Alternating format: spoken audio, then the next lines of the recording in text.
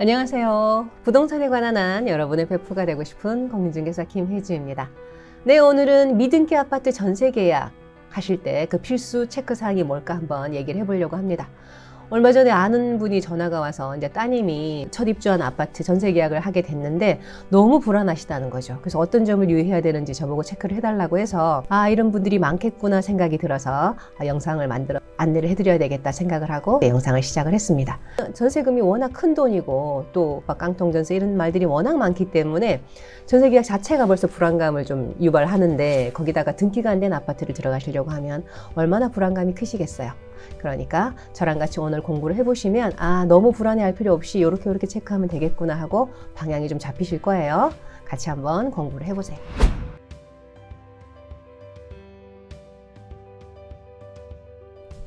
그러니까 미등기 아파트라는 것이 이제 분양권 상태의 아파트 전세 계약이나 마찬가지죠. 그런 전세 계약 시 필수 체크 사항은 뭘까요? 먼저 가계약부터 한번 보겠습니다. 보통은 가계약을 하게 됩니다. 내가 그 집을 이제 봤는데 마음에 들어요. 그럼 그 집을 놓치기 싫으니까 계약 날짜를 잡기는 조금 시간이 이제 보통 걸리잖아요. 계약금도 마련해야 되고 맞는 날짜로 약속을 잡아야 되니까 시간이 좀 걸리니 미리 가계약금을 보내서 이제 그 물건을 잡아둡니다. 그런데 가계약금도 뭐 200만 원, 500만 원 이런 식으로 가계약금을 거는데 이것도 큰 돈이잖아요. 이것도 놓치면 안 되는 돈이기 때문에 그럼 무슨 일이 생겨서 가계약금을 못 돌려받을 수도 있으니까 꼭 미리 체크를 해서 안전한가 확인을 하고 이제 가계약금 입금하는 겁니다. 그러니까 어떤 사항을 체크해야 되는지 한번 같이 볼게요. 보통은 등기부 등본이 있으니까 등기부 등본을 확인하고 신분증이랑 확인을 해서 이제 가계약을 하게 되는데 여기는 등기부가 없으니 분양계약서로 확인을 해야 됩니다. 그러면 이제 부동산이 분양계약서 사진과 신분증 사진을 보내줄 거예요. 그걸로 이제 임대인 본인 확인을 하는 겁니다. 근데 분양계약서도 직접 분양을 받은 사람이면 분양계약서 첫면에 이렇게 나와 있을 거고 이름이 만약에 그 사람이 분양권을 전매한 사람이면 분양권을 매수한 사람이면 뒤에 승계란이라고 또 있습니다. 그럼 원 분양자와 이 승계한 사람 사이에 승계 이제 계약을 맺은 그 란이 있으니까 그거까지 확인을 해야 돼요. 그렇게 해서 그 분양계약서와 신분증으로 본인 확인을 하고요. 그 다음에 건설회사 입주센터에 전화를 하는 겁니다. 전화를 해서 내가 지금 몇 동 몇 호 임대차 계약을 맺으려고 하는데 소유자가 누군지 확인하고 싶다. 이렇게 얘기를 하면 이게 개인정보라서 그쪽에서 이름을 알려주진 않는데 그럼 이름을 말씀해 보세요. 맞는지 확인을 해드리겠습니다. 이렇게 이제 얘기를 합니다. 그러면 이름을 말하면 예, 그분 맞습니다. 이렇게 이제 확인을 해줘요. 그러니까 이렇게 해서 소유자 확인을 합니다. 그럼 훨씬 안전하죠. 소유자라는 게 확인이 여러 가지로 된 거죠. 이렇게 한 다음에 그 다음에 계약의 중요 사항을 문자로 정리를 해달라고 합니다. 부동산한테. 보통은 부동산이 이 중요 사항을 문자로 정리를 해서 양쪽으로 보내줍니다. 그래서 합의가 되면 임대인 계좌번호를 받고 이제 그쪽으로 입금을 하게 하는 것이 가계약이거든요.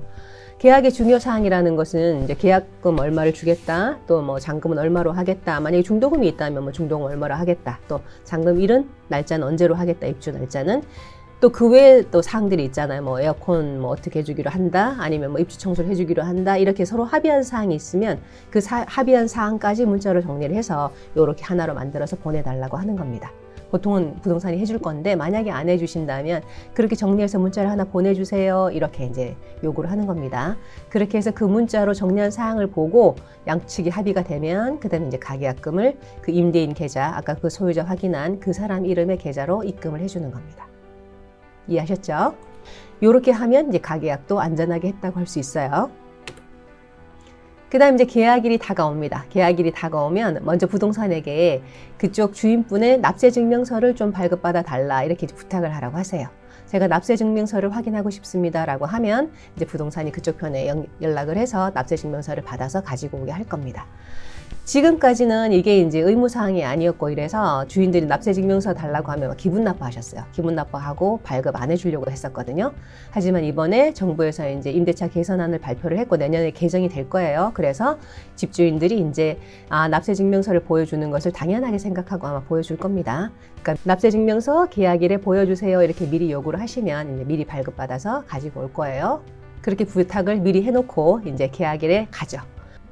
계약일날 체크해야 될 사항을 한번 같이 볼게요. 먼저 아까는 분양계약서 사진을 봤지만 이제 원본을 확인해야죠. 원본 건설회사 도장이 찍혀 있고 그런 원본이 맞나 확인을 해보시고 그 다음에 신분증도 원본 맞나 이렇게 확인을 해서 본인 확인을 합니다. 근처에 입주센터는 내가 미리 확인을 해봤잖아요. 그러니까 그건 안 하셔도 되고, 그 다음에 갖고 온 납세 증명서를 봐서 세금 체납이 있는지 없는지를 확인을 해보는 겁니다. 확인을 해보고, 그리고 특약사항에다가 선순위 대출을 남기지 않는다라고 특약을 한 줄 기재해 달라고 하세요. 선순위 대출을 남기기가 쉽지는 않아요. 첫 입주 아파트는. 그 소유권 이전 등기가 아직 안 됐기 때문에 한 몇 달 뒤에 소유권 이전 등기가 될 거기 때문에 소유권 이전 등기가 돼야 그 다음에 대출 근저당이 들어갈 수가 있거든요. 근저당권 설정이 될 수가 있거든요. 그러니까 미리 근저당권을 설정할 수가 없는데 내가 주소 전입을 잔금일에 하면 내가 반드시 1순위 임차인이 되는 거죠. 그런데 혹시 주인이 잔금 납부하는 금액이 부족해서 대출이 필요하면 그렇게 부탁을 할 수도 있어요. 제가 대출을 좀 받아야 되니까 주소를 잠깐 빼줄 수 있겠습니까? 아니면 주소 전입을 그때 이후로 해줄 수 있겠습니까? 이렇게 부탁하는 분이 있을 수 있어요. 그런 경우에 그렇게는 하지 않겠다고 거절하시면 됩니다. 그러니까 이렇게 선순위 대출을 남기지 않는다고 서로 합의를 보고 특약에 기재를 하면 이제 임대인분이 다음에 그런 부탁을 못 하시겠죠. 이렇게 이제 특약에 기재를 해달라고 얘기를 하고요. 그 다음에 다 확인한 다음에 이제 계약금을 임대인 계좌, 아까 말씀드린 소유자 본인의 계좌로 항상 입금을 해야 돼요. 그 임대인 계좌로 입금을 하고 계약금 영수증을 하나 받아두는 겁니다. 이 임대인 계좌를 입금을 할 때 이제 가끔 임대인 분들이 저는 뭐 출근해서 업무를 보기가 복잡하니까 그러니까 제 와이프 계좌로 넣어주세요 뭐 이렇게 부탁하는 분도 있을 수 있어요. 하지만 절대 그건 안 됩니다. 항상 계약금, 잔금, 가계약금 모두 다 소유자 본인의 계좌로 들어가야 됩니다. 그러면 본인들끼리 그냥 뭐 송금해서 서로 이제 그렇게 쓰시면 되는 거지 내가 굳이 그분들의 편의를 위해서 다른 사람의 계좌로 입금해 주는 건 절대 안 돼요. 절대 안 됩니다. 항상 소유자 본인의 계좌로 입금하셔야 됩니다. 그리고 계약금 영수증을 하나 수령해 두세요.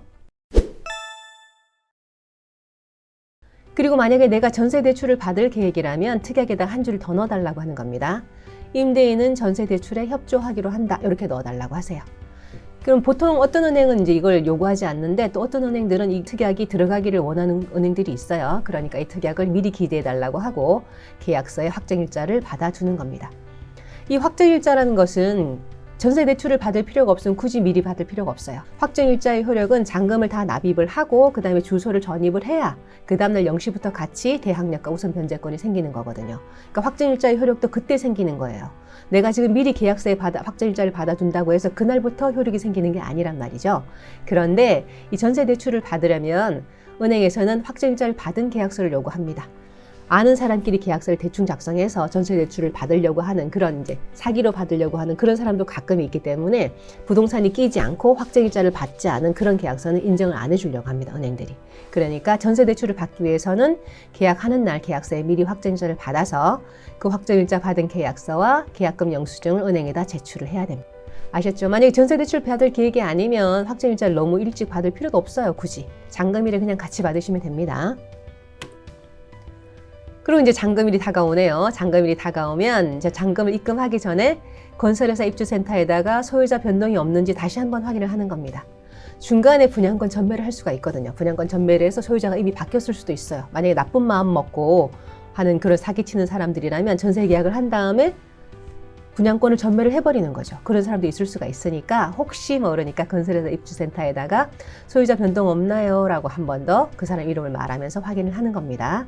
요 확인을 하신 다음에 이제 잔금을 입금해 주는 거예요. 그럼 거기서 잔금을 입금해주고 총액 영수증을 하나 수령을 해둡니다. 그러면 주인은 이 돈을 가지고 임대인은 이 돈을 가지고 이제 은행 가서 중도금 대출을 납부를 하고 다시 그 입주센터에 가서 잔금을 납부를 하고 그다음에 뭐 선수 관리 이런 걸 다 납부를 한 다음에 그 과정을 다 거쳐서 이제 키를 받아요. 이 시간이 조금 오래 걸려요. 그 키를 받아서 이제 임차인에게 전달을 해주면 그 키를 받아서 이삿짐을 올리고 입주를 하시면 되는 겁니다. 그리고 이삿짐 센터가 이삿짐 올릴 동안 나는 관리실에 가서 입주자 카드도 작성하고 차량 등록도 해둡니다. 그리고 제일 중요한 거 한 가지 더 있죠. 계약서와 신분증을 지참해서 주민센터를 방문하는 겁니다. 그리고 주소 전입을 하시고 계약서의 확정일자를 받아요. 확정일자를 뭐 아까 받았다면 상관없고 안 받으셨다면 이날 같이 받으시면 되고요. 그 다음에 임대차 신고제가 생겼잖아요. 그래서 임대차 신고까지 이 세 가지를 한꺼번에 같이 하는 겁니다. 그날.